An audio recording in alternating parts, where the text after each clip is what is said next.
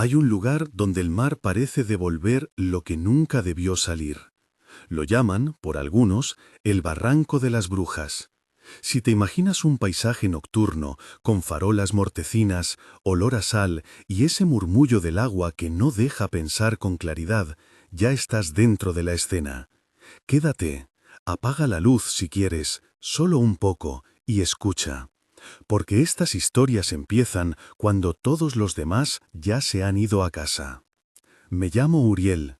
Llevo años reuniendo relatos de la noche, voces de taxistas, de veladores, de nietas que recuerdan la mano de la abuela en la suya.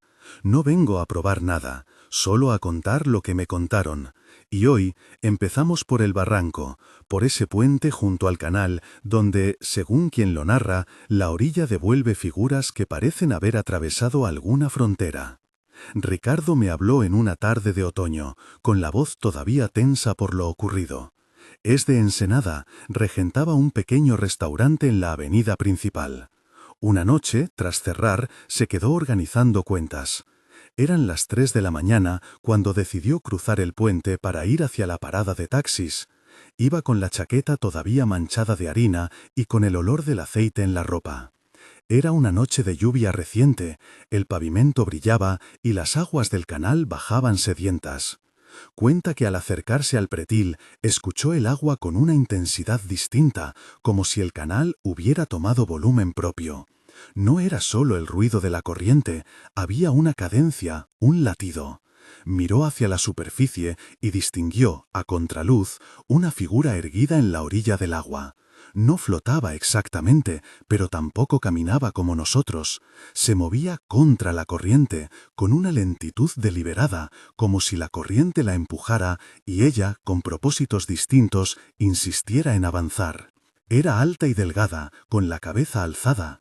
Ricardo dijo que, cuando la figura volvió la cara hacia él, el corazón le pegó un salto que le dejó la respiración corta. No describió una cara con detalles grotescos, describió la imposibilidad de nombrar lo que vio. Los ojos le parecieron mal colocados, como si el rostro fuera un mapa desplazado. La boca no se movía de forma natural, como si la lengua supiera hacerse presente sin que los labios la autorizasen. Y había una calma en esa mirada que lo heló, una ausencia de vida que sin ser humana sabía de su humana presencia. No gritó, no al principio. Dice que el cuerpo le pidió marcharse con una urgencia animal, pero sus pies se quedaron fijados. El aire alrededor le pareció más denso, las palabras parecían tardar en llegar desde la garganta hasta fuera de la boca. Le entró una sensación de asfixia que no se calmó hasta que rompió a correr. En ese sprint imposible hacia la acera, perdió el control. Su chaqueta quedó enganchada a un borde, sus manos resbalaron. No miró atrás hasta que sintió bajo las suelas la gravilla de la parada de taxis.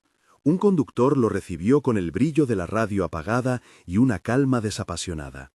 Le ofreció un cigarrillo que Ricardo no aceptó, y con una voz que no juzgaba le dijo: «No eres el primero que la ve por aquí cuando el agua está brava. El mar, a veces, devuelve lo que no debió salir. Que lo devuelva o que lo deje ir, eso ya no es cosa nuestra». El taxista le contó, sin rastro de orgullo, que cuando era joven, un pescador había sacado del mar una caja pequeña, cerrada y cubierta de barro. Desde entonces, había cosas que vuelven buscando algo que les pertenece. Ricardo volvió al restaurante. Pasaron semanas antes de que durmiera bien. La imagen se le incrustó en la mente en los silencios. Un rostro mal compuesto, el agua que insiste, ese perfume salado que no se va. Con el tiempo, la gente del barrio comenzó a murmurar. Que no se pasara por el puente en noches de lluvia, que la corriente se tragaba más que ramas.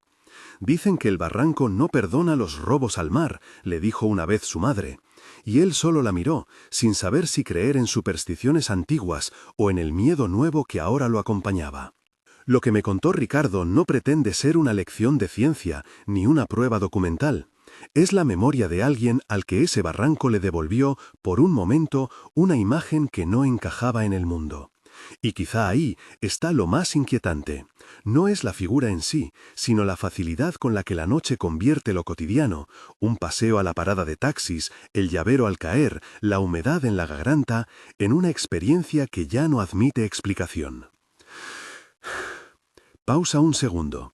Si te está llegando esta voz y algo de lo que cuento te ha rozado, te recuerdo que puedes encontrar más historias y material complementario en el libro que reuní con relatos como este. Está disponible en los enlaces de la descripción. Gracias por el apoyo. Tu escucha mantiene viva esta memoria. Si creías que esa era la peor parte, espera a la siguiente. Ahora cambiaremos de escenario. Del puente al rancho, de la ciudad al polvo de la tierra, de la edad adulta a una niña que mira desde el umbral. En Zacatecas, una aldea con casas de adobe y un pozo que habla cuando cae la tarde, vive la familia de la que me habló la nieta de la abuela. Ella me contó la historia con la voz aún infantil, la misma que usa cuando recuerda cuentos de la infancia, mitad asombro, mitad vergüenza por haber sentido miedo. Tenía 8 años aquella noche. Su abuelo había salido a atender el ganado y su abuela se durmió pronto. La niña se quedó sola en la casita con la puerta entreabierta y una luz mortecina que provenía de la vela en la mesa. La noche era amiga de los sonidos mínimos, el agua del pozo al caer, el silbido del viento en la chimenea vacía. Y luego empezaron los golpeteos, como de diles llamando a la madera. Primero un toque tímido, luego insistente, y finalmente un raspado que parecía buscar un hueco en la madera. Miró por el marco de la puerta y vio 3 figuras pequeñas en el patio. Eran menudas, de piernas torcidas y pasos bailados. Algo en ellas recordaba a los niños, pero en sus movimientos había un desajuste, como si las articulaciones se doblaran en direcciones que no correspondían. Una de esas figuras se acercó a la puerta y deslizó por debajo una mano. Una piel pálida, uñas largas y un guijarro oscuro entre los dedos. La abuela se despertó a la distancia, aún medio dormida, y sin alzar la voz encendió una veladora. No dijo disparates, su gesto no fue de temor sino de autoridad aplicada en una tradición que la niña no comprendía.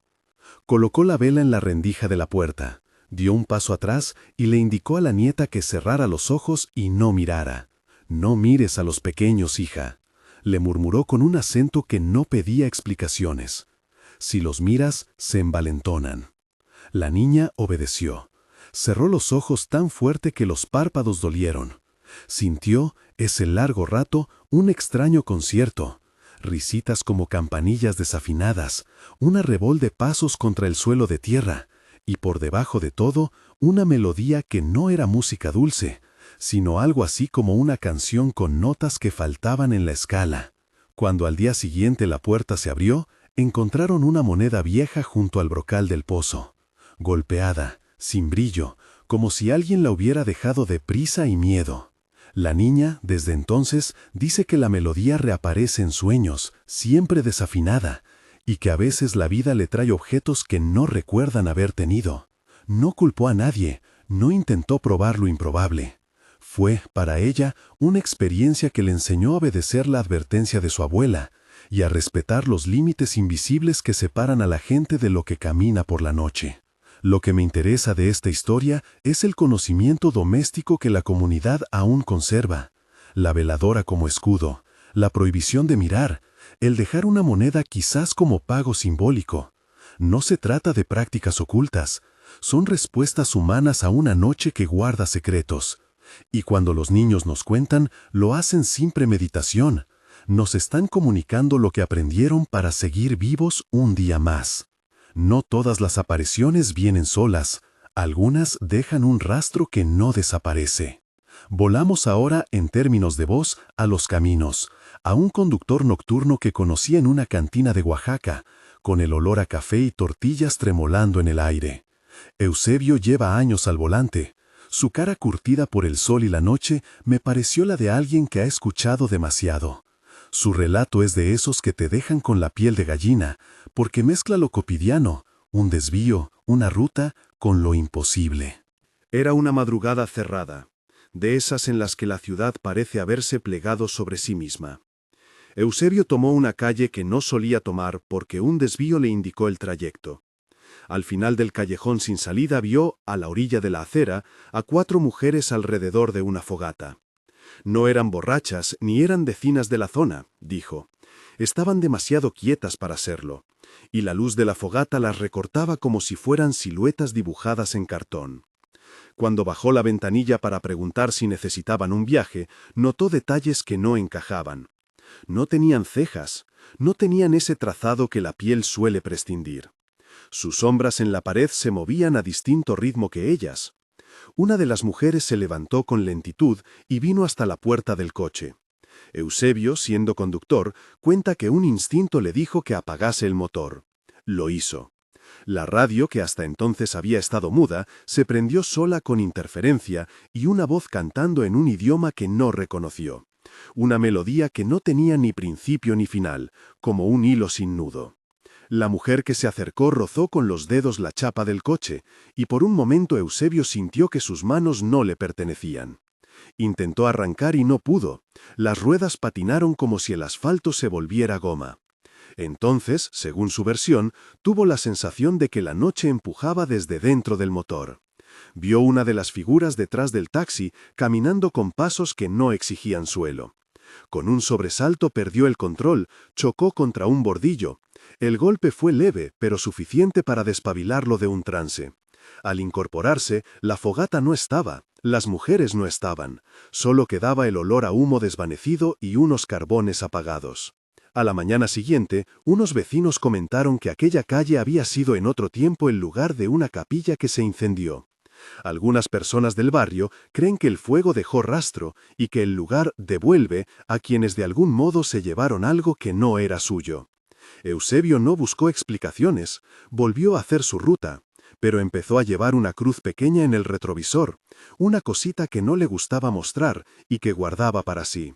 Hay en este relato una sensación de persecución lenta, la idea de que la noche puede seguirte más allá de un lugar, de que una radio se encienda con una canción que no debería existir, de que el motor deje de obedecer. No es una película de terror, es un testimonio de alguien que condujo suficiente para saber cuándo el mundo desplaza sus reglas. Miniganchos. Esto no es una leyenda lejana, es lo que algunos llaman normal cuando cae la noche. Para cerrar, del norte al interior, Durango y un velador llamado Armando. Su historia cambia el tono, de lo inquietante pasa a lo protector, incluso a lo melancólico. Trabajaba en un taller de camiones, su turno era la noche completa, entre herramientas, latas de aceite y una caseta de control donde la soledad canta. Había en el lugar una norma casi supersticiosa. Si escuchaban un perro que no veían, no debían abrir la puerta. Era una consigna que los viejos le repitieron y que él aprendió a respetar sin saber muy bien por qué. Una madrugada apareció un perro flaco, con costillas marcadas y ojos enérgicos. Lo dejaron pasar. Lo llamaron Miguel sin más ceremonia. Miguel se instaló en la caseta como si hubiera sido su puesto toda la vida. Durante semanas nada extraño pasó, pero la noche en que los ruidos empezaron a multiplicarse, golpes en el metal del taller, arrastres en los andamios, una respiración que parecía provenir de los tanques vacíos, Miguel se puso en guardia. Gruñía sin mirar a nadie, arqueaba el lomo y avanzaba hacia el punto donde los ruidos eran más intensos. Armando narra que hubo un momento en que todo el taller quedó en un silencio precario. Miguel, por intuición canina, se plantó en la oscuridad. El velador vio una sombra moverse cerca de la puerta, una presencia que no se definía en forma humana ni tampoco en animal. Miguel se lanzó, en apariencia para defender la caseta, y a partir de esa noche empezó a ocurrir algo extraño. El perro perdió la vista. No hubo fracturas ni heridas visibles, lo que sí hubo fue un cambio. Miguel, aunque ciego, seguía siendo guardián. Los sonidos cesaron después de su posición firme junto a la puerta. Con el tiempo, Armando dejó el taller y se llevó a Miguel consigo. El perro siguió siendo una sombra fiel que ya no veía la calle, pero que intuía los pasos de su dueño. Un día, Miguel murió de viejo, o quizá de tanto proteger.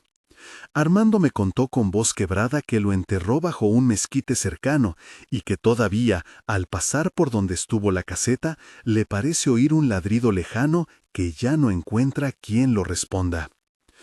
La historia de Miguel no es terror por puro terror, es una historia de lealtad frente a lo incomprensible. En ella hay consuelo. Alguien o algo decidió que el límite debía mantenerse. No siempre las apariciones llevan devastación, a veces dejan una marca que se nombra con cariño. Y ese matiz de ternura es importante cuando pasamos la noche en vela. Después de escuchar estas voces, te das cuenta de algo que no se ve a simple vista. La noche, para muchos, es un territorio de trabajo y de pequeñas rutinas que la luz del día nunca alcanzará a comprender del todo. Taxistas, veladores, niños solos y cocineros cerrando a las 3 son la gente que lleva consigo relatos que el resto solemos llamar leyendas. No son historias para asustar por diversión, son testimonios que guardan advertencias, pérdidas y en ocasiones, cuidados. Antes de despedirme, quiero volver al título que nos trajo hasta aquí, El Barranco de las Brujas. No he dicho la palabra bruja con intención de acusar a nadie. La denominación aparece en la memoria colectiva como una manera de nombrar lo que no entendemos. Brujas puede ser metáfora, puede ser una forma antigua de explicar catástrofes. Puede también ser el nombre que la gente da a aquellas figuras nocturnas que parecen pertenecer a otro orden. Sea como fuere, el barranco sigue allí, y con él la posibilidad de encontrarse con aquello que el mar entrega de vuelta.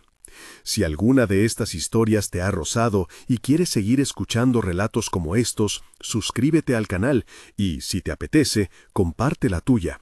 También puedes dejarla en los comentarios o enviármela por las redes. Muchas de estas voces llegaron así: una carta, un mensaje, una llamada nocturna. Gracias por acompañar esta noche. Cierro con una reflexión. La mayoría de quienes me cuentan no buscan fama, ni pruebas, ni audiencia.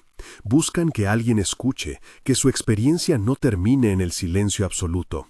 La noche modifica la medida de las cosas. Nos enseña que no todo se arregla con linterna y cerrojo. A veces basta con una veladora, a veces con un perro leal, y a veces con la advertencia de un taxista que ya conoció la mirada del agua.